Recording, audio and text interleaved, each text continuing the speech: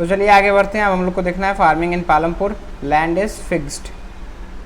कह रहा है farming is the main production activity in Palampur, 75% of the people who are working are dependent on farming for their livelihood.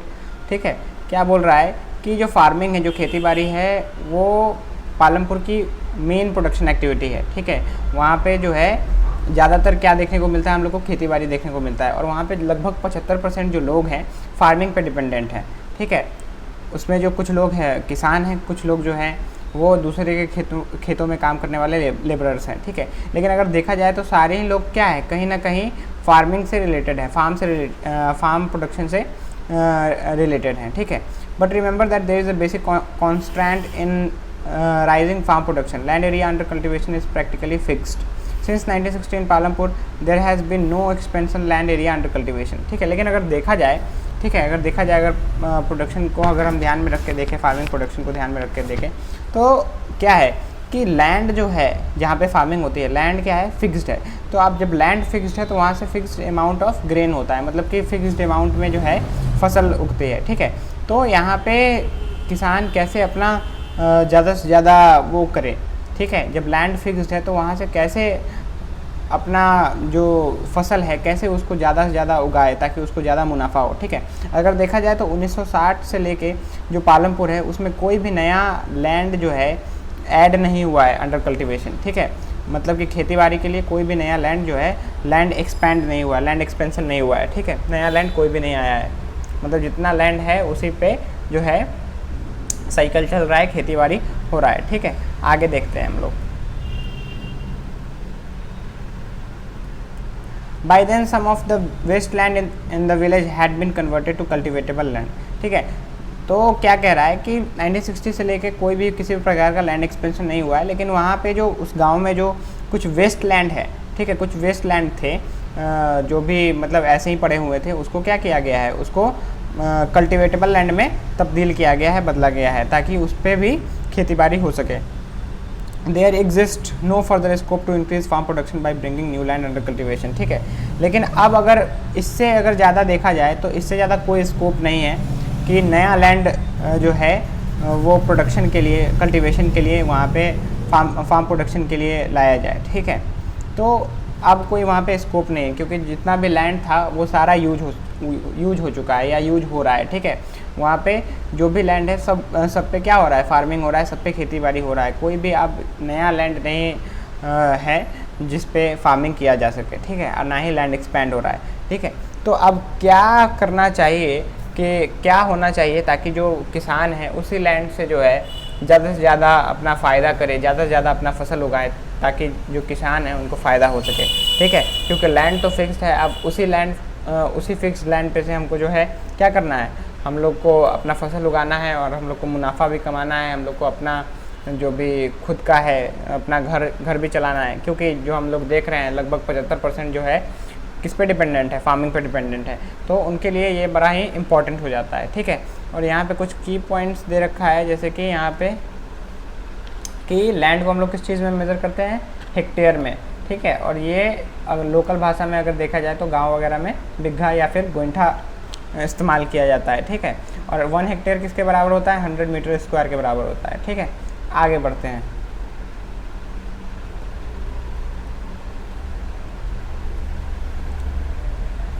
Is there a way one can grow more from the same land. ठीक है, कोई ऐसा तरीका है कि मतलब कि जो लोग हैं वो एक ही लैंड से ज़्यादा अलग अलग तरीके का जो है क्रॉप उगा सकें, है कि नहीं, क्रॉप उपजा सकें। ठीक है, तो देखते हैं इसमें। In the kind of crops grown and facilities available, Palampur would resemble a village of the western part of the state of Uttar Pradesh. ठीक है, तो क्या कह रहा है यहाँ पे कि अगर हम पालमपुर को देखें जहाँ पे ये कहाँ पे सिचुएटेड है, ये उत्तर प्रदेश स्टेट के वेस्टर्न पार्ट में सिचुएटेड है पालमपुर। ठीक है, जहाँ पे क्रॉप ग्रोइंग के लिए काफ़ी सारी फैसिलिटीज़ जो हैं अवेलेबल हैं।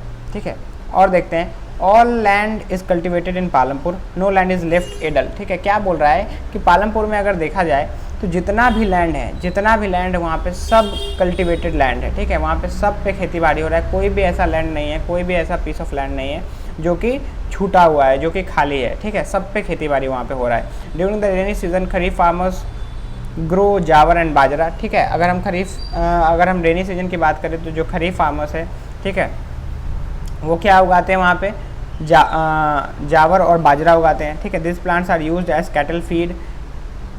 It is followed by cultivation of potato between October and December, ठीक है। तो ये जो जावर और बाजरा है, ठीक है, ये कैटल फीड के लिए भी यूज आता है, गाय को चारा वारा देने के लिए भी इस्तेमाल होता है, ठीक है। और अक्टूबर से दिसंबर के महीने में क्या उगाया जाता है वहाँ पे, पोटैटो उगाया जाता है, ठीक है। विंटर सीजन के समय में रबी क्रॉप का सीजन आ जाता है, तो उस केस में हम लोग क्या देखते हैं कि वहाँ पे वीट उगाया जाता है, ठीक है। From the wheat produce farmers keep enough wheat from the families consumption and sell the surplus wheat at the market of Raiganj, ठीक है। तो वहाँ पे जो किसान लोग हैं वहाँ पे वीट उगाते हैं, ठीक है, विंटर सीजन के टाइम पे। और जो वीट उगाते हैं और जब फसल होता है तो उसमें जो अपने परिवार के लिए ज़रूरत है, ठीक है, ग्रेन अपने परिवार के लिए जो ज़रूरत है वो रख लेते हैं। और जो सरप्लस होता है, जो सरप्लस वीट होता है, उसको वो रायगंज के बाज़ार में क्या करते हैं, बेच देते हैं। A part of the land area is also devoted to sugarcane which is harvested once every year, ठीक है। और साल में एक बार वहाँ के लोग वहाँ पे क्या उगाते हैं, गन्ना भी उगाते हैं, शुगर कैन भी उगाते हैं, ठीक है। Sugar cane in its raw form और as jaggery is sold to traders in Shahpur, ठीक है। और शुगर कैन को उसके रॉ फॉर्म में, जैगरी के फॉर्म में कहाँ पे बेचा जाता है, ठीक है, शाहपुर के ट्रेडर्स को बेच दिया जाता है, ठीक है। तो इस तरीके से जो वहाँ के गांव के लोग हैं, ठीक है, पालमपुर के जो लोग हैं, ठीक है, साल भर में डिफरेंट क्रॉप्स, ठीक है, उगाते हैं, ठीक है, उपजाते हैं। उसके बाद आगे देखते हैं, the main reason why farmers are able to grow 3 different crops in a year in Palampur is due to the well developed system of irrigation, ठीक है। तो क्या कह रहा है यहाँ पे कि जो मेन रीज़न है कि जो वहाँ के फार्मर्स हैं, ठीक है, साल भर में 2-3 प्रकार के जो क्रॉप उपजा रहे हैं, ठीक है, इसका मेन रीज़न ये है कि वहाँ का जो सिस्टम है, ठीक है, पालमपुर का जो इरिगेशन का सिस्टम है, सिंचाई का सिस्टम है, काफ़ी वेल डेवलप्ड है, काफ़ी अच्छे तरीके से वहाँ पे इरिगेशन किया जाता है। वहाँ में क्या क्या देखने को मिल जाता है, electricity came early into Palampur, ठीक है, इलेक्ट्रिसिटी जो है, बिजली जो है, काफ़ी जल्दी आ गया पालमपुर में। Its major impact was to transform the system of irrigation. Persian wheels were till then used by farmers to draw water from the wells and irrigate small fields. People saw that the electric run tube wells could irrigate much larger land area, ठीक है। तो यहाँ पे क्या कह रहा है कि इलेक्ट्रिसिटी जो है काफ़ी जल्दी पालमपुर में आ गया और इसका जो इम्पैक्ट हुआ, जो बिजली का इम्पैक्ट हुआ, काफ़ी ज़्यादा हुआ, क्योंकि इलेक्ट्रिसिटी के कारण काफ़ी अच्छे तरीके से इरिगेशन हो जाता है, ठीक है। पहले के समय में वहाँ पे क्या होता था, ठीक है, वहाँ पे जो वेल वगैरह हैं, कुआं वगैरह से पानी निकाल के इरिगेट किया जाता था छोटे छोटे फील्ड्स को, ठीक है। लेकिन जब ये इलेक्ट्रिसिटी आया और फिर जो वहाँ के किसान थे, उन्होंने देखा कि जो इलेक्ट्रिसिटी से चलने वाले ट्यूबवेल्स वगैरह हैं, है कि नहीं, वो ज़्यादा से ज़्यादा ज़मीन को क्या कर सकते हैं, अच्छे तरीके से इरिगेट कर सकते हैं, अच्छे तरीके से सिंचाई कर सकते हैं, हम लोग काफ़ी जल्दी भी पानी वहाँ पे पटा सकते हैं, है कि नहीं। तो ये सारा फ़ायदा उन लोग को वहाँ पे देखने को मिला। उसके बाद क्या है, तो इफ़ेक्टिव तरीके से वहाँ पे जो है इरिगेशन किया जाने लगा इलेक्ट्रिसिटी के हेल्प से। The first tubewells were installed by the government, soon however the farmers starting setting up private tubewells. As a result by mid 1970 the entire cultivated area of 200 hectares was irrigated, ठीक है। तो क्या बोल रहा है कि जो शुरुआती में जो ट्यूबवेल्स वगैरह थे, इलेक्ट्रिक ट्यूबवेल्स वगैरह थे, वो गवर्नमेंट के द्वारा सेटअप किया गया। बाद में जो फार्मर्स वगैरह थे, ठीक है, वो अपना खुद का ट्यूबवेल्स लगवाने लगे खेतीबाड़ी करने के लिए, इरिगेशन करने के लिए। और परिणाम क्या हुआ कि लगभग मिड 1970 में जो है लगभग सारा एरिया जो था, लगभग 200 एकड़ का, ठीक है, वो पूरा इरिगेट हो गया, वो पूरा इरिगेटेड एरिया हो गया, ठीक है। तो सब पे क्या होने लगा, अच्छे तरीके से वहाँ पे इरिगेशन होने लगा, ठीक है। तो ये एक बात है। उसके बाद हम लोग ज़रा इसको देखते हैं। Not all villages in India have such a high level of irrigation. Apart from the riverine plains, coastal regions in our country are well irrigated. In contrast plateau region such as Deccan plateau have low levels of irrigation, ठीक है। अगर हम देखें, ठीक है, तो क्या कह रहा है यहाँ पे, भारत में जितने भी गांव हैं सारे ही गांव में इस तरह का हाई लेवल ऑफ इरिगेशन देखने को नहीं मिलता है हम लोग को, है कि नहीं। सब जगह इतने अच्छे तरीके से इरिगेशन नहीं होता है, ठीक है। अगर हम बात करें तो रिवराइन प्लेन्स जो है, जो भी नदी के किनारे जो ज़मीन है या फिर जो कोस्टल रीजन में जो जगह है, ठीक है, वहाँ पे तो अच्छे तरीके से इरिगेशन हो जाता है क्योंकि पानी का कमी नहीं है। लेकिन अगर हम बात करें प्लेट्यू रीजन की या डेक्कन प्लेट्यू की, तो वहाँ पे उतने अच्छे तरीके से हम लोग को इरिगेशन देखने को नहीं मिलता है। Of the total cultivated area in the country, a little less than 40% is irrigated even today, ठीक है। अगर हम अपने देश की पूरे कल्टिवेटेड एरिया की बात करें तो उसमें से लगभग 40% एरिया ही जो है वो सही तरीके से क्या होती है, इरिगेट होती है, ठीक है। In the remaining areas farming is largely dependent on rainfall. बाकी के जितने भी एरिया हैं वो किस पे डिपेंडेंट है, रेनफॉल पे डिपेंडेंट है, बारिश पे डिपेंडेंट है कि बारिश होगा तब जाके क्या होगा, फसल अच्छे ढंग से होगा। इसलिए हम लोग को देखने को मिलता है कि कभी बारिश नहीं होती है तो फसल बर्बाद हो जाता है, कभी बारिश ज़्यादा हो जाती है तो फसल बर्बाद हो जाता है। इससे किसान को काफ़ी नुकसान होता है। कितना सारा हम लोग केस भी देखते हैं किसान का, जो भी दुखदाई सुसाइड वगैरह इस तरह की जो भी केस वगैरह आती हैं, ठीक है। तो जो है बाकी के जो भी एरिया हैं वो किस पे डिपेंडेंट है, वो रेनफॉल पे डिपेंडेंट है कि नहीं, बारिश पे डिपेंडेंट है। तो ये थोड़ा सा परेशानी की बात है। आगे बढ़ते हैं।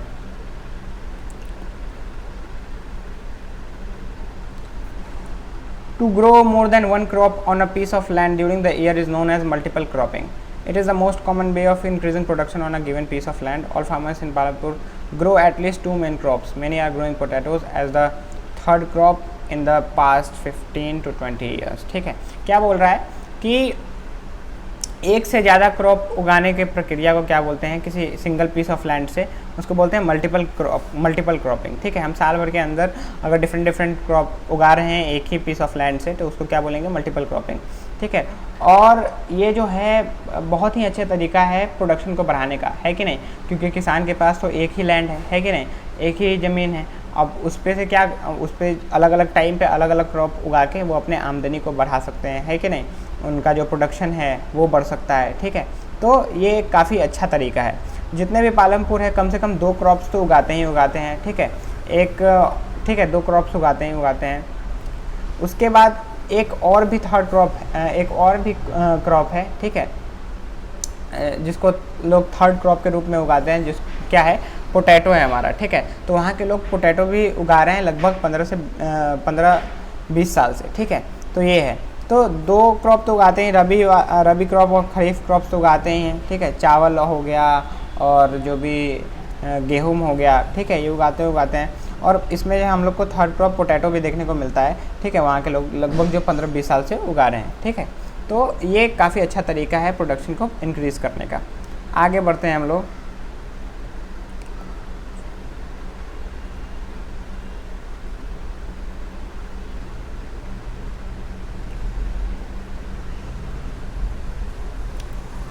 You have seen that one way of increasing production from the same land is by multiple cropping. The other way is to use modern farming methods.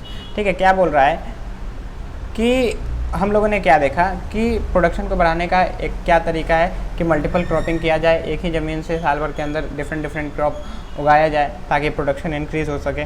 दूसरा क्या तरीका है, मॉडर्न फार्मिंग मेथड्स को इस्तेमाल किया जाए ताकि जो है हमारा प्रोडक्शन इंक्रीज हो सके। अब हम लोग समझते हैं कि मॉडर्न फार्मिंग मेथड क्या है, ठीक है। मॉडर्न फार्मिंग मेथड से हम लोग को हायर यील्ड मिलता है, ठीक है। मॉडर्न फार्मिंग मेथड यूज़ करके हायर यील्ड क्या किया जाए, उपजाया जाए, ठीक है, ज़्यादा से ज़्यादा फसल उपजाया जाए। देखते हैं हम लोग। Yield is measured as crop produced on a given piece of land during a single season, ठीक है। अब यील्ड को कैसे, जो हमारा फसल है उसको कैसे मेजर किया जाता है, ठीक है। तो एक सिंगल सीजन में एक सिंगल पीस ऑफ लैंड से कितना क्रॉप प्रोड्यूस हो रहा है, ठीक है, कितना क्रॉप प्रोड्यूस हो रहा है, उससे हम लोग क्या करते हैं, फसल का आंकड़ा निकालते हैं, ठीक है, कि फसल को मापते हैं कि कितना जो है इस सीजन में फसल हुआ है। Till the mid 1960 the seed used in cultivation were traditional ones with relatively low yields, ठीक है। अगर हम बात करें तो 1960 से पहले तक जो भी खेती बाड़ी हो रहा था, ठीक है, जो भी कल्टीवेशन वगैरह हो रहा था उसमें ट्रेडिशनल मेथड्स वगैरह यूज होते थे, ठीक है, जिसके कारण और जो सीड जो भी था, जो भी बीज वगैरह थे,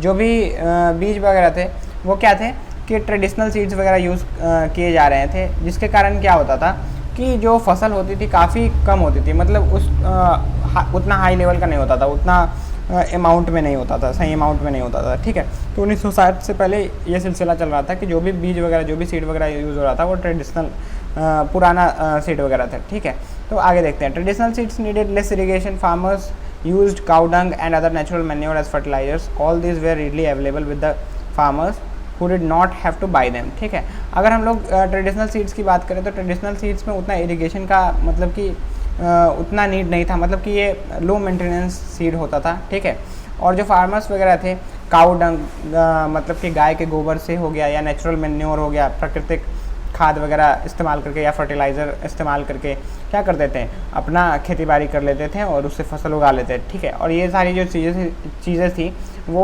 किसानों को आसानी से अवेलेबल हो जाता था, जिन्हें उन्हें खरीदने की आवश्यकता नहीं होती थी। ठीक है, लेकिन आगे देखते हैं। The green revolution in the late 1960 introduce the Indian farmers to cultivation of wheat and rice using high yielding varieties HYV seeds. ठीक है, तो अगर हम बात करें 1960 के बाद क्या हुआ, ग्रीन रिवॉल्यूशन आया, जिसने जो भी भारतीय किसान थे उसको किससे इंट्रोड्यूस किया, HYV सीड से इंट्रोड्यूस किया, हाई यील्डिंग वैरायटीज सीड से इंट्रोड्यूस किया। ठीक है, अब इसका खास बात क्या था, compare to the traditional seed the HYV seeds promise to produce much greater amounts of grain on a single plant. ठीक है, अब क्या बात है कि जो HYV सीड था उसमें खास बात ये था कि जो ट्रेडिशनल सीड था उसमें हम लोगों ने देखा था कि कम अनाज जो है, कम फसल उपजता था। ठीक है, लेकिन जो HYV सीड था अगर इसको इस्तेमाल करने से क्या होता था कि ग्रेटर अमाउंट ऑफ ग्रेन मिलता था, मतलब ज़्यादा फसल होता था एक सिंगल प्लांट में। ठीक है, समझ में आया? तो HYV सीड का ये फ़ायदा था कि ज़्यादा फसल होता था। ठीक है, उसके बाद है, as a result the same piece of land would now produce far larger quantities of food grains than was possible earlier. ठीक है, तो इसका परिणाम क्या हुआ, HYV सीड इस्तेमाल करने से क्या हुआ कि जो सिंगल पीस ऑफ लैंड पे जहाँ पहले कम हम लोग को देखने को मिलता था फसल, वहीं पे बहुत ज़्यादा अमाउंट में फसल होने लगा। ठीक है, HYV seeds however needed plenty of water and also chemical fertilisers and pesticides to produce best results. ठीक है, तो HYV सीड्स की अगर बात करें तो HYV सीड्स थोड़ा सा मेंटेनेंस वाला सीड है। ठीक है, जिसमें उसे प्रॉपर इरिगेशन चाहिए, उसको प्रॉपर वाटर चाहिए, वाटरिंग चाहिए। ठीक है, उसको केमिकल फर्टिलाइजर्स चाहिए, उसको पेस्टिसाइड्स चाहिए ताकि कीड़े मकोड़े ना लगे। ठीक है, ताकि वो बेस्ट रिजल्ट दे सके, अच्छे तरीके से जो है फसल हो सके। ठीक है, तो क्लियर है, आगे बढ़ते हैं। तो ये सारा यहाँ पे दिया हुआ है, फार्मिंग मेथड दिया हुआ है कि किस तरीके से जो है मॉडर्न फार्मिंग मेथड यूज़ किया जा रहा है कि नहीं। मशीन के द्वारा प्लगिंग हो रहा है, HYV सीड्स का इस्तेमाल हो रहा है, फर्टिलाइज़र्स इस्तेमाल हो रहा है, पेस्टिसाइड इस्तेमाल हो रहा है, डैम या फिर ट्यूबवेल्स, ठीक है, या फिर कनाल से वाटरिंग हो रहा है। ठीक है, अच्छे तरीके से इरिगेशन हो रहा है, तब जाके क्या हो रहा है कि फसल उगाया जा रहा है। तो ये एक मॉडर्न फार्मिंग मेथड है। ठीक है, तो आगे बढ़ते हैं हम लोग।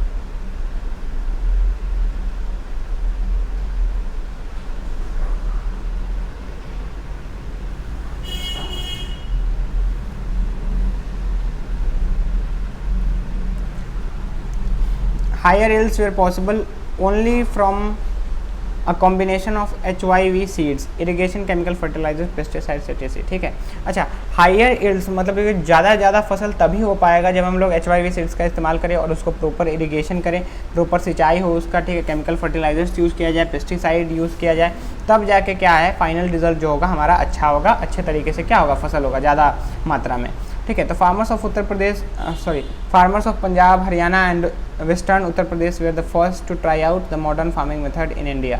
ठीक है, अगर बात करें HYV सीड्स की तो जो पहले पंजाब के, हरियाणा के या वेस्टर्न उत्तर प्रदेश के जो किसान थे, सबसे पहले उन्होंने क्या किया, ये मॉडर्न फार्मिंग मेथड को इस्तेमाल करना शुरू किया। The farmers in this region set up tube wells for irrigation and made use of HYV seeds, chemical fertilizers and pesticides in farming। ठीक है, तो यहाँ के जो किसान थे उन्होंने क्या किया, उन्होंने ट्यूबवेल सेटअप करवाया इरिगेशन के लिए।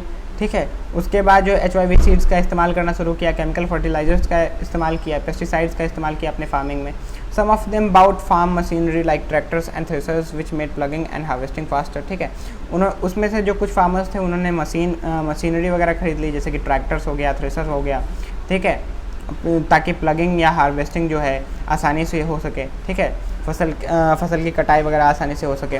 दे were rewarded with high yields of wheat, ठीक है। तो ये सारा काम करने के बाद उनको क्या देखने को मिला, जो फसल हुआ उनका काफ़ी ज़्यादा मात्रा में हुआ, है कि नहीं। जो फसल हुआ काफ़ी अच्छा हुआ और काफ़ी ज़्यादा मात्रा में हुआ पहले के मुकाबले, ठीक है। In Palampur the yield of wheat grown from the traditional varieties was 1300 kg per hectare, ठीक है। अगर हम बात करें पालमपुर की, तो वहाँ पे जो पहले ट्रेडिशनल वेराइटी के जो सीड्स थे उससे जो खेती बाड़ी हो रही थी, तो अगर हम बात करें तो 1 हेक्टेयर पे कितना हो रहा था, 1300 kg जो है फसल निकल के आ रहा था, ठीक है। लेकिन जब HYV सीड्स का इस्तेमाल होना शुरू हुआ तो 1 हेक्टेयर में 3200 kg जो है वो फसल होना शुरू हो गया, ठीक है। तो ये काफ़ी ज़्यादा ह्यूज अमाउंट है, ठीक है, पहले के मुकाबले से। तो there was a large increase in the production of wheat, farmers now had greater amounts of surplus wheat to sell in the market, ठीक है। तो अगर हम बात करें तो पहले जो है किसान क्या करते थे कि जो वीट होता था अपने परिवार के लिए इस्तेमाल करते थे, जो सरप्लस वीट होता था उसको मार्केट में बेच देते थे। अब लेकिन जो है कि फसल जो है बहुत ज़्यादा अमाउंट में होने लगा, ठीक है। तो इनका जो सरप्लस वीट है काफ़ी ज़्यादा अमाउंट में आने लगा, ताकि तो इससे फ़ायदा क्या हुआ, जो भी किसान थे, जो भी फार्मर्स हैं वहाँ के, ठीक है, उनको जो है काफ़ी मुनाफा होने लगा, ठीक है। जो उनका सरप्लस वीट काफ़ी ज़्यादा होता था तो वो जाके उसको मार्केट में बेचते थे और उनका मुनाफा हो जाता था, काफ़ी ज़्यादा मुनाफा होता था, ठीक है। तो ये हुआ HYV सीड से फ़ायदा कि जो सिंगल पीस ऑफ लैंड है उससे ज़्यादा से ज़्यादा मात्रा में जो है यहाँ पे फसल देखने को मिलता है हम लोग को।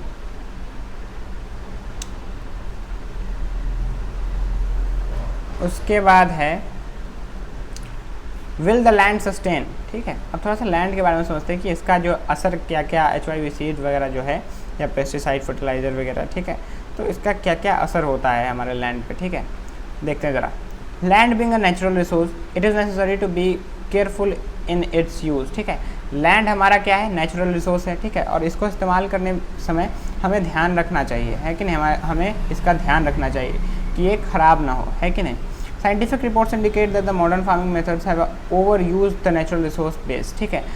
और कुछ साइंटिफिक रिपोर्ट्स है जो इंडिकेट करते हैं कि जो मॉडर्न फार्मिंग मेथड्स है, जो मॉडर्न फार्मिंग मेथड्स है वो क्या कर रहा है, वो नेचुरल रिसोर्स का ओवर यूज़ कर रहा है, ठीक है। वो जो लैंड है या सॉइल है उसका ओवर यूज़ कर रहा है। अब देखते हैं कैसे यूज़ कर रहा है। In many areas, green revolution is associated with the loss of soil fertility due to increased use of chemical fertilizers. Also, continuous use of groundwater for tube wells irrigation has led to depletion of water table. Environment resources like soil fertility and groundwater are built up over years. Once destroyed, it is very difficult to restore them. We must take care the environment to ensure the future development of agriculture, ठीक है। तो अगर हम बात करें, ठीक है, तो यहाँ पे क्या मॉडर्न फार्मिंग मेथड से देखने को मिल रहा है कि जो नेचुरल रिसोर्स है, जो हमारा सॉइल है, उसका काफ़ी ज़्यादा ओवर यूज़ हो रहा है, ठीक है। जब ग्रीन रिवोल्यूशन आया, ठीक है, तो ग्रीन रिवोल्यूशन के कारण क्या हुआ कि जो ग्रीन रिवोल्यूशन से मॉडर्न फार्मिंग मेथड इंट्रोड्यूस हुआ, जिसमें केमिकल फर्टिलाइजर्स, पेस्टिसाइड्स वगैरह है, ठीक है, बहुत ज़्यादा मात्रा में ट्यूबवेल से पानी वगैरह इरिगेशन के लिए, ठीक है। तो इसका परिणाम क्या हुआ कि जो सॉइल है धीरे धीरे वो इनफर्टाइल होने लगा, वो फर्टिलिटी लूज़ करने लगा, ठीक है, फर्टिलिटी लूज़ करने लगा। किसके कारण, केमिकल फर्टिलाइजर्स के कारण बहुत ज़्यादा इंक्रीज़ हो गया केमिकल फर्टिलाइजर्स का इस्तेमाल, ठीक है, जिसके कारण सॉइल जो है अपना फर्टिलिटी लूज़ करने लगा, ठीक है। उसके बाद बहुत ज़्यादा अमाउंट में जो है इरिगेशन के लिए ग्राउंड वाटर यूज़ हो रहा था, है कि नहीं, ग्राउंड वाटर यूज़ हो रहा था। इसके कारण क्या हुआ, जो वाटर टेबल है वो नीचे चला गया, घट गया, है कि नहीं, ग्राउंड वाटर घट गया। तो ये एक दिक्कत हो गया, ठीक है। उसके बाद इन्वायरमेंट रिसोर्स जैसे कि सॉइल फर्टिलिटी है या ग्राउंड वाटर है, ठीक है। अब ये क्या है कि ये सालों साल में बनता है कि नहीं, इसको बहुत साल लग जाते हैं बनने में, है कि नहीं। ये जो भी है सॉइल फर्टिलिटी हो गया या फिर जो हमारा पानी हो गया, ठीक है, अगर ये एक बार चला गया तो इसको फिर दोबारा से रीगेन करने में बड़ा मुश्किल हो जाता है कि नहीं, बहुत मुश्किल हो जाता है, क्योंकि ये एक नेचुरल रिसोर्स है, ठीक है। वही बात बोल रहा है कि once destroyed it is very difficult to restore them, we must take care of the environment to ensure future development of agriculture, ठीक है। अगर ये सब एक बार चला गया, एक बार बर्बाद हो गया, ठीक है, तो इसे रिस्टोर करने में बहुत दिक्कत आती है कि नहीं, बहुत साल लग जाते हैं, ठीक है, बहुत परेशानी होती है, ठीक है। तो हमें इस बात का ध्यान रखना चाहिए हमारे इन्वायरमेंट का, हमारे पर्यावरण का, कि जो है कि हम सही तरीके से इन सारी चीज़ों का, नेचुरल रिसोर्स का इस्तेमाल करें, ताकि जो हमारा नेक्स्ट जनरेशन है, फ्यूचर में एग्रीकल्चर सही ढंग से हो पाए, ठीक है। नहीं तो हम लोग ही सारा ये इस्तेमाल कर जाएंगे बहुत, ठीक है, हमारा नेचुरल रिसोर्स ख़त्म हो जाएगा, तो फिर आगे जाके इसमें स्कोप नहीं बचेगा, फिर हम लोग को ही परेशानी होगी, ठीक है। तो इन सारी चीज़ों का हमें ध्यान रखना चाहिए। तो फर्टिलाइज़र्स वगैरह हो गए, ये पेस्टिसाइड्स वगैरह हो गए, उनका जो असर है हमारी मिट्टी पे, वो बुरा असर पड़ता है, ठीक है, जिसके कारण काफ़ी जो है सॉइल हमारा फर्टिलिटी लूज़ कर देता है, ठीक है। तो आगे देखते हैं हम लोग। Chemical fertilizers provide minerals which dissolve in water and are immediately available to plants, ठीक है। देखो केमिकल फर्टिलाइजर्स जो होता है, ठीक है, वो क्या होता है कि अब जो भी प्लांट वगैरह है, ठीक है, उसको मिनरल प्रोवाइड करता है, मतलब कि ठीक है, प्लांट को जो भी मिनरल्स वगैरह नीड होता है, ठीक है, केमिकल फर्टिलाइजर्स उसको तुरंत मिनरल प्रोवाइड करता है पानी में मिलके, ठीक है। उसके बाद आगे देखते हैं, but this may not be retained in the soil for long, ठीक है। लेकिन अगर हम बात करें इस केमिकल फर्टिलाइजर्स, ये मिनरल्स वगैरह की जो फर्टिलाइजर्स हम लोग इस्तेमाल करके, ठीक है, तो ये टेम्पररली होता है, ठीक है, ये मतलब कि लंबे समय के लिए ये वो जो मिनरल्स वगैरह है जो भी चाहिए, ठीक है, फसल को, क्रॉप को, वो प्रोवाइड नहीं करता है, ठीक है, ये ज़्यादा समय तक टिकता नहीं है मिट्टी में, ठीक है। और आगे अगर बात करें, they may escape from the soil and pollute ground water, rivers and lakes, ठीक है। तो ये क्या होता है कि कुछ समय बाद ये जो होता है कि सॉइल से निकल के ग्राउंड वाटर में मिल जाता है, ठीक है, रिवर में या लेक में चला जाता है, ठीक है, और ये क्या करता है, इन सारी चीज़ों को पॉल्यूट करता है, ठीक। तो इससे जो है इन सारी चीज़ों पे बुरा असर पड़ता है। Chemical fertilisers can also kill bacteria and other microorganism in the soil, this means sometimes after their use the soil will be less fertile than ever before, ठीक है, देन एवर बिफोर। तो यहाँ पे क्या कह रहा है कि केमिकल फर्टिलाइजर्स इस्तेमाल करने से जो मिट्टी में कुछ बैक्टीरिया होते हैं, जो यूज़फुल बैक्टीरिया होते हैं या माइक्रो ऑर्गेनिज्म होते हैं, जो कि सॉइल के लिए काफ़ी ज़्यादा हेल्पफुल होते हैं, वो फर्टिलिटी इंक्रीज़ करते हैं, उनको क्या करता है, वो किल कर देता है, ठीक है, उनको वो किल कर देता है, जिसके कारण क्या होता है कि सॉइल जो है अपना फर्टिलिटी लूज़ कर देता है, कम फर्टाइल हो जाता है, ठीक है। पहले जितना फर्टाइल होता है, इसके इस्तेमाल के बाद वो फर्टिलिटी सॉइल का घट जाता है, ठीक है। तो ये नुकसान है केमिकल फर्टिलाइजर्स का, ठीक है। वो शुरू में तो दे देता है जो भी प्लांट को नीड होता है, लेकिन इसका अधिकतम इस्तेमाल करने से, ज़्यादा इस्तेमाल करने से सॉइल का फर्टिलिटी कम होते चला जाता है, ठीक है। तो ये इसका नुकसान है। उसके बाद है the consumption of chemical fertilisers in Punjab is highest in the country, ठीक है। तो जो कंजप्शन है केमिकल फर्टिलाइजर्स का, अगर हम देखा जाए तो पंजाब में जो है बहुत अधिक रूप में जो है केमिकल फर्टिलाइजर्स का इस्तेमाल किया जाता है, ठीक है। ये जो केमिकल फर्टिलाइजर्स हैं उसका इस्तेमाल वहाँ के पंजाब के किसान सबसे ज़्यादा करते हैं। The continuous use of chemical fertilisers has led to the degradation of soil health, ठीक है। तो ये हम जैसा कि हम लोगों ने देखा है कि केमिकल फर्टिलाइजर्स का इतना ज़्यादा इस्तेमाल करने से क्या होता है कि सॉइल का हेल्थ जो है ख़राब होने लगता है। Punjab farmers are now force to use more and more chemical fertilisers and other inputs to achieve the same production level, ठीक है। अब क्या है कि सॉइल तो अपना फर्टिलिटी लूज़ कर रहा है, तो अब फर्टिलिटी घटेगा तो फसल सही से होगा नहीं, तो अब उस फसल को सही तरीके से सेम लेवल पे लाने के लिए, सेम प्रोडक्शन लेवल पे लाने के लिए ज़्यादा केमिकल फर्टिलाइजर्स का इस्तेमाल किया जाता है, ठीक है, जिससे और नुकसान होता है। This means cost of cultivation is rising very fast. अब जो है कि फर्टिलिटी सॉइल का घट रहा है, तो अब सॉइल में फर्टिलिटी उतना है नहीं, तो फर्टिलिटी लाने के लिए हम लोग ज़्यादा फर्टिलाइजर्स का इस्तेमाल करते हैं, ठीक है। तो जिसके कारण क्या होता है, जो कॉस्ट भी है कल्टीवेशन का, वो क्या हो रहा है, वो कहीं ना कहीं इंक्रीज़ हो रहा है कि नहीं। फर्टिलाइजर्स कहाँ से आता है, ख़रीदना पड़ता है हम लोग को, है कि नहीं। तो अब सॉइल खुद से तो अपना फर्टिलिटी लॉस कर दिया है कि नहीं, उसका तो फर्टिलिटी घट गया। अब उसकी फर्टिलिटी को बढ़ाने के लिए हम लोग को ज़्यादा से ज़्यादा फर्टिलाइजर्स यूज़ करना पड़ेगा, तो जिसके कारण कहीं ना कहीं कॉस्ट में भी जो है कहीं ना कहीं कॉस्ट भी कल्टीवेशन का यहाँ पे खेती बाड़ी का बढ़ रहा है। ठीक है, तो ये भी एक बड़ा मुद्दा है। आगे देखते हैं, how is land distributed between the farmers of Palampur. ठीक है, किस तरीके से लैंड का डिस्ट्रीब्यूशन है पालमपुर में। ठीक, You must have realized how important land is for farming. Unfortunately, not all the people engaged in agriculture have sufficient land for cultivation. ठीक है, बोल रहा है कि हम लोग देखे हैं कि फार्मिंग कितना इंपॉर्टेंट है कि नहीं। हम लोग जानते भी हैं कि फार्मिंग बहुत इंपॉर्टेंट है। खेती बाड़ी से क्या होता है कि नहीं। किसान ही जो है एक तरीके से भगवान है, जो हम लोग को फसल उगा के देते हैं, तब हम लोग खाना पीना खाते हैं। ठीक है, जो भी गेहूँ या चावल, जो भी आटा वगैरह है। ठीक है, तो फार्मिंग बहुत इंपॉर्टेंट है।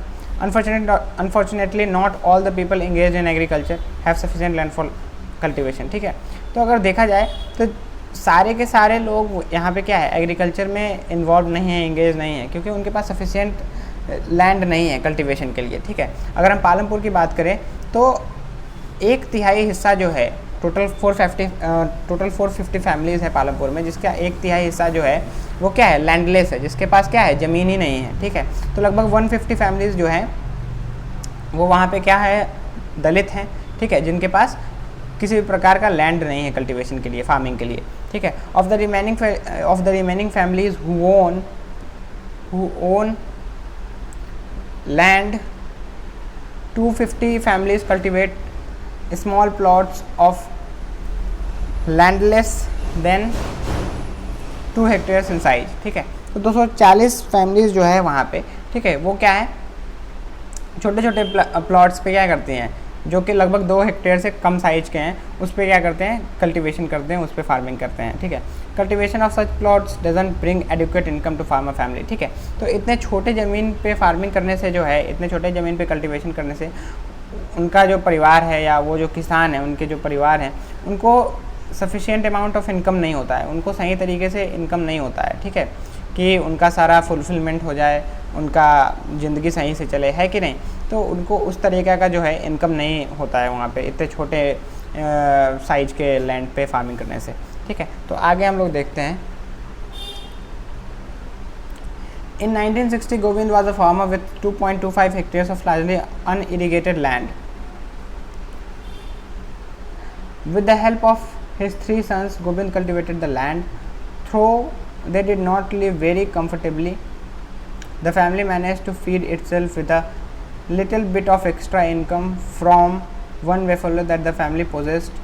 Some years after Govind's death, this land was divided among his 3 sons. Each one now has a plot of land that is only 0.75 hectares in size. Even with improved irrigation and modern farming method, Govind's sons are not able to make a living from their land. They have to look for additional working during part of the year. ठीक है, यहाँ पे क्या कर रहा है कि बात करें 1960 में, तो एक गोविंद है, किसान है। ठीक है, जिसके पास 2.25 हेक्टेयर ज़मीन है, अनइरिगेटेड लैंड है। ठीक है, उस पर क्या होता था, खेती बाड़ी होता था। ठीक है, तो जो गोविंद है अपने 3 बेटों के साथ मिलके इस लैंड को क्या करता था, कल्टीवेट करता था। ठीक है, लेकिन जो है इसको कल्टीवेट करने के बावजूद भी जो है उसका परिवार जो है वो लोग सही ढंग से नहीं रह पाते थे, कंफर्टेबली नहीं रह पाते थे। ठीक है, उतना इनकम नहीं होता था। तो इन लोगों को अपना लाइफ मैनेज करने के लिए, अपना फैमिली मैनेज करने के लिए इन लोगों को एक्स्ट्रा इनकम का तलाश करना पड़ता था। तो इन्होंने क्या कर रखा था, इन्होंने एक बफेलो रख रखा था। ठीक है, ठीक है, और उससे जो है इनका जो है एक्स्ट्रा इनकम हुआ करता था। ठीक है, कुछ सालों बाद क्या हुआ कि गोविंद का डेथ हो गया। ठीक है, अब गोविंद के डेथ होने के बाद जो भी ज़मीन था 2.25 हेक्टेयर्स, ठीक है, ये इसके तीनों बेटों में बच गया, तो बट गया। उसके बाद जो तीनों बेटे थे इसके, उसको कितना लैंड मिला, 0.75 हेक्टेयर्स इन साइज। पहले 2.25 हेक्टेयर्स था। ठीक है, जिसमें सबको नहीं हो पा रहा था। अब जो और भी बढ़ गया तो सबका क्या हो गया, अलग अलग हो गया, अलग अलग परिवार भी हो गया, तो सबके पास 0.75 हेक्टेयर का ज़मीन मिला। ठीक है, बहुत कम ज़मीन होता है ये। उसके बाद क्या हुआ कि इसमें जो है वो कितना भी इम्प्रूव्ड इरिगेशन कर रहे थे, कितने भी अच्छे तरीके से इरिगेशन कर रहे थे या मॉडर्न फार्मिंग मेथड यूज़ कर रहे थे, उतना सफिशिएंट अमाउंट ऑफ रिज़ल्ट नहीं आ रहा था। मतलब उतना क्या है, उतना लैंड ही नहीं है जहाँ से उतना फसल होगा, है कि नहीं। तो उतना फसल नहीं हो पा रहा था जिससे इनका जो है अच्छे तरीके से जीवन चल सके, ठीक है। तो क्या है, तो जब इतने ज़मीन पे इनका काम नहीं हो पा रहा था तो इनको एक एडिशनल मतलब कि काम देखने का ज़रूरत वहाँ पे हो गया, कि मतलब कि इसके अलावा भी जो है वो लोग काम ढूंढने लगे, ठीक है। तो यहाँ पे क्या हुआ, ज़मीन इनको काफ़ी छोटे साइज़ का हो गया, बंटने के बाद काफ़ी छोटे साइज़ का हो गया। तो उससे वो किसी भी प्रकार का जो है इरिगेशन या कोई भी मॉडर्न फार्मिंग मेथड यूज़ कर रहे थे, तो उससे उनको कोई फ़ायदा नहीं हो रहा था, ठीक है। उतने फसल में इनका जीवन नहीं चल रहा था, ठीक है। तो इनको उसके अलावा भी जो है अलग तरीके का जो काम है वो देखने की ज़रूरत पड़ रही थी, ठीक है। आगे बढ़ते हैं। You can see the large number of small plots scattered around the village in the picture. These are cultivated by small farmers. On the other hand, more than half the area of the village is covered by plots that are quite large in size.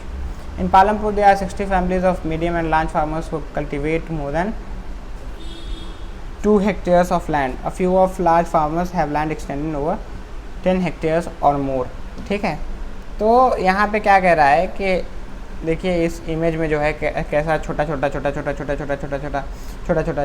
ज़मीन बटाओ, ठीक है। ये सब जो छोटा ज़मीन है, ठीक है। तो कैसे छोटा ज़मीन पे वहाँ पे फार्मिंग हो रहा है, ठीक है। तो यहाँ पे क्या कह रहा है कि जो पालमपुर है, पालमपुर में लगभग 60 परिवार ऐसे हैं जो कि मीडियम फार्मर्स हैं या लार्ज फार्मर्स हैं, जिनके पास 2 हेक्टेयर या फिर 2 हेक्टेयर से ज़्यादा का ज़मीन है जिस पे वो लोग फार्मिंग करते हैं, ठीक है।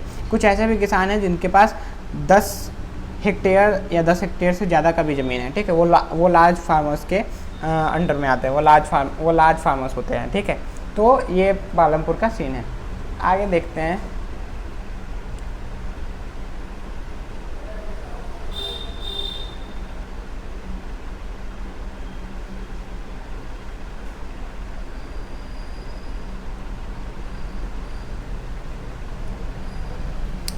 Who will provide the labor, ठीक है। After land, labour is the next necessary factor for production, ठीक है।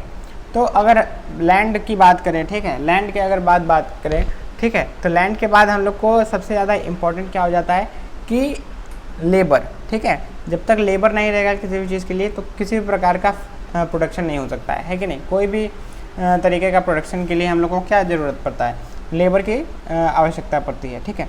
तो अगर हम देखें, farming requires a great deal of hard work. Small farmers along with their families cultivate their own fields, ठीक है। तो फार्मिंग की जहाँ तक बात है, ठीक है, तो फार्मिंग में हम लोग सभी जानते हैं कि फार्मिंग में बहुत ज़्यादा मेहनत लगता है, बहुत ज़्यादा हार्ड वर्क लगता है, ठीक है। जितने भी छोटे फार्मर्स हैं, जितने भी स्मॉल फार्मर्स हैं, वो क्या करते हैं, अपने परिवार के साथ मिलकर अपने फील्ड को क्या करते हैं, कल्टिवेट करते हैं, ठीक है। They provide the labour required for farming themselves.